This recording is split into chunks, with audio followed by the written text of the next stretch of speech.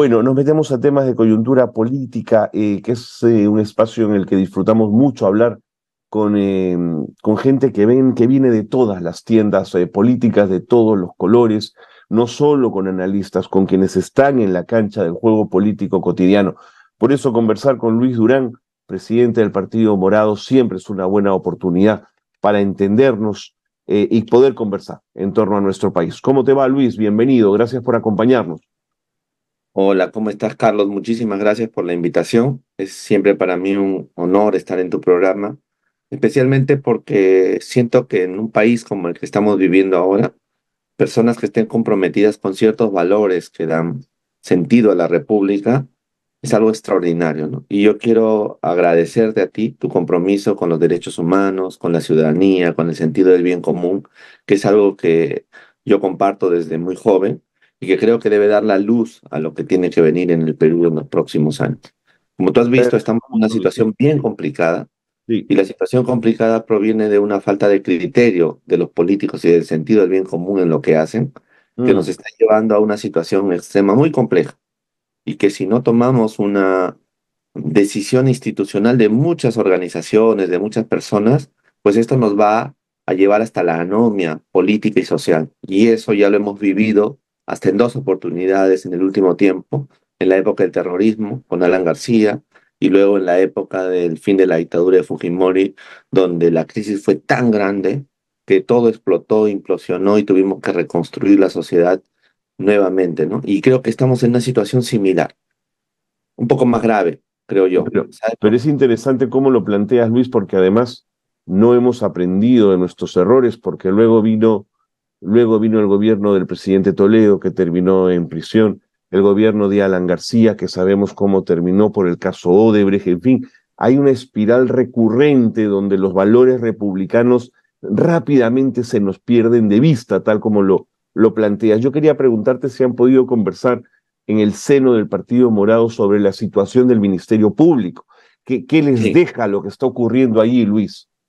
sí, mira, nosotros habíamos advertido hace mucho tiempo atrás de que había un proceso muy fuerte de cierre de ciertas élites políticas con grupos de poder Mm. vinculados a distintos tipos de situaciones raras alrededor del país, ¿no? Me refiero a situaciones ilícitas, a grupos de poder, etcétera. Entonces, lo que no teníamos claro era cuál era la situación de esta relación con la fiscal de la Nación, que eso es lo que no quedaba claro hasta hace poco. Y lo que ha pasado en estos días revela que hay una cuestión más compleja.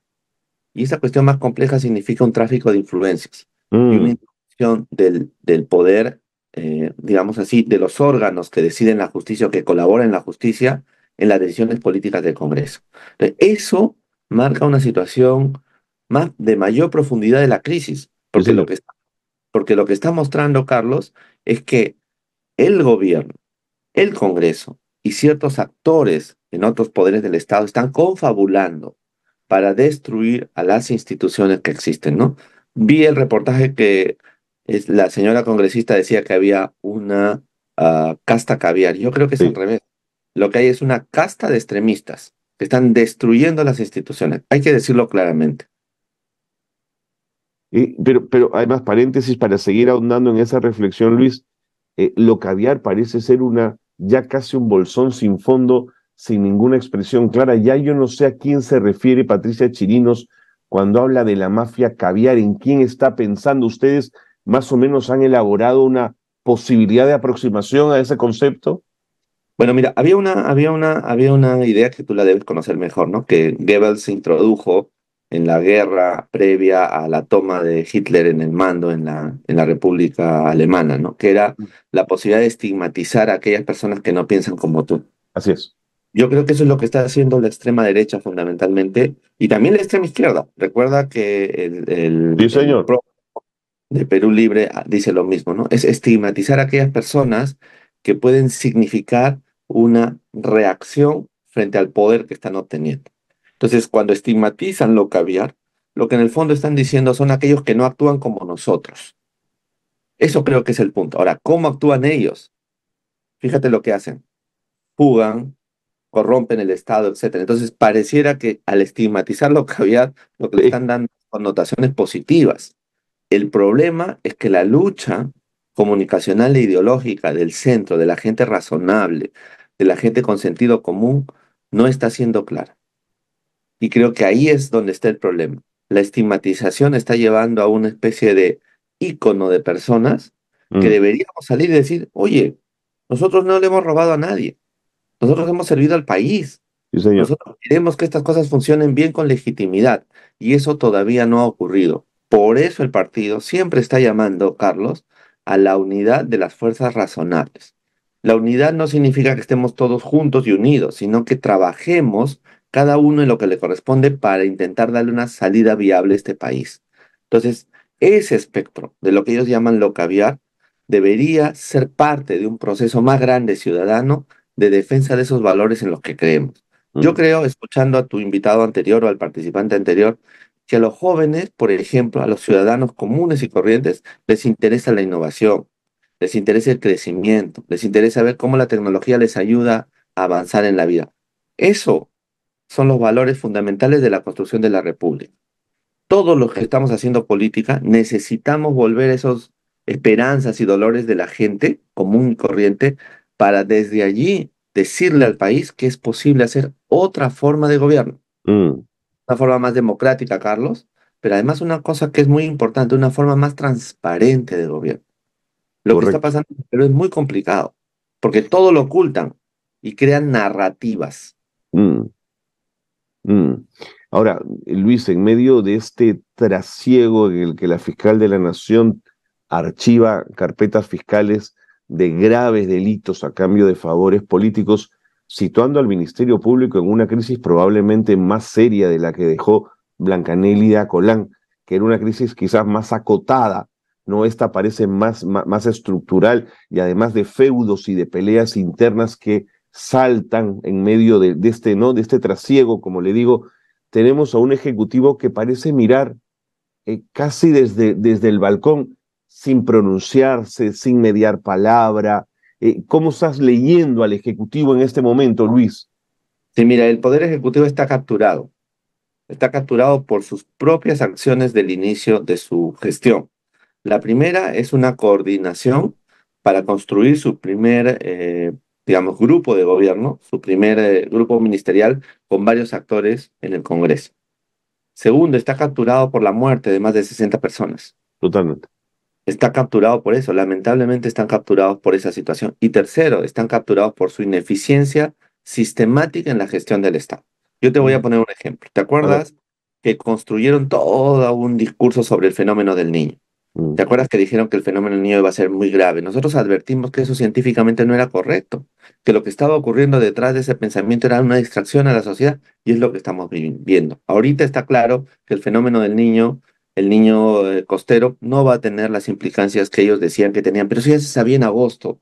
Carlos, yo remito un pronunciamiento del Partido Morado del mes de agosto de este año, donde nosotros decíamos que hay que tomar medidas para construir una respuesta sistemática, pero que este niño costero no iba a ser como ellos lo decían.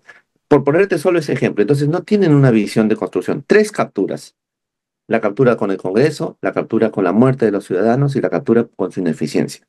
Este gobierno no tiene más tiempo en realidad, porque esas tres capturas lo llevan al error constante, a la errática sistemática.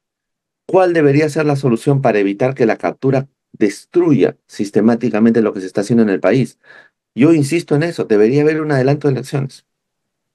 Debería haber un proceso de salida institucional ordenada a esta situación. pero no tienen vocación de renuncia, Luis. No tienen, no tienen. Por eso es que lamentablemente esta situación de esta captura del gobierno, más la crisis profunda moral del Congreso de la República, nos va a llevar a una salida o institucional, cuando ellos entiendan esto, o a una salida de crisis muy sistemática, que quien va a dañar es a los ciudadanos de a pie, a las personas comunes y corrientes que no tienen nada que ver con la forma como esta gente construye lo que está haciendo, destruye, para ser más exacto, ¿no? Te voy a decir, Carlos, que yo estoy conversando, sigo conversando con varios actores políticos y sociales en el país.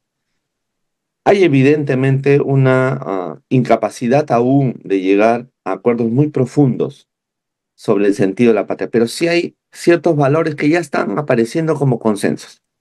Estoy creo que estamos en una situación similar a la previa de la caída de Fujimori con sus videos. Esto va a costar un poco más, pero en qué consiste? En sentar ciertas bases de aquello que no se puede hacer en el Estado y en el Congreso y en el Poder Ejecutivo Mm, o en la Fiscalía. El problema, Carlos, es que, y tú lo advertías hace un rato, puede pasar algo. Cuando hay crisis en el Perú de este tipo y hay salidas ordenadas o no ordenadas, la gente que ayuda a construir las salidas acaba yéndose de la sí, política. sí, claro. Eso es lo que pasó después de Fujimori. ¿Y qué pasó? Le dejamos la política a personas que robaron sistemáticamente, entonces destruyeron la lealtad con esas luchas profundas que tuvieron los ciudadanos contra Fujimori, porque la lucha contra Fujimori era por la corrupción, por la idea del autoritarismo y por la falta de sentido en relación a los derechos humanos. Esas tres cosas eran la base. ¿Y qué pasó? Traicionaron durante los años de la democracia todas esas instituciones. La Correcto. cuestión no es solamente salir, Carlos. La cuestión es cómo vamos a Sí, sostener pues, el tiempo que sí, viene. claro, Ese es el punto para mí. claro. Interesante cómo lo has planteado, Luis, porque además una de las explicaciones de la ausencia de movilización, no en el sur del país donde están movilizados, pero en la capital o en otras ciudades, es ¿para qué salgo? ¿En nombre de quién salgo? ¿Para que ocurra qué después? Esas son las dudas que también tiene la gente. Luis, te agradezco muchísimo la comunicación. Vamos a seguir analizando esta coyuntura. Siempre la mirada del Partido Morado nos interesa, es una mirada de centro. Gracias por haber estado con nosotros y te deseo una feliz Navidad a ti y al Partido Morado en general. Carlos, muchas gracias. Una feliz Navidad para ti, también para las personas que trabajan contigo, pero también para los ciudadanos que te ven diariamente. Creo De que es un acuerdo. que el momento de la Navidad debe hacernos pensar el sentido de nuestras vidas y también el sentido del futuro. Gracias, Carlos. Feliz Gran Navidad. abrazo. Gran abrazo. Luis Durán ha estado con nosotros, presidente del Partido Morado. Uno podrá discrepar o no con el Partido Morado, pero a la política siempre le viene bien un partido de centro, que puede jugar, digamos, como si fuese una suerte de bisagra en algunos momentos, que era un poco la expectativa que teníamos con Alianza para el Progreso cuando llegó al poder con una bancada tan grande Cómo cambió el nombre? en las últimas elecciones, ¿no es cierto? Estoy Hay que tener en en la cuenta calle. que frente al fujimorismo ramplón, pero siempre masivo en el Congreso y con mucha representación, Perú Libre, con estas expresiones también de una izquierda por momentos cavernaria, ¿no es cierto? Y por supuesto desconociendo la justicia y el Estado de Derecho. Miren nomás a Vladimir Cerrón en las que anda. Un partido como Alianza para el Progreso hubiese podido funcionar como una buena bisagra también. Siempre es bueno, ¿no es cierto?, en la polarización, encontrar voces que de alguna manera nos inviten a esa mirada más centrada, que no es la del centro, es la mirada centrada de la que les estoy hablando.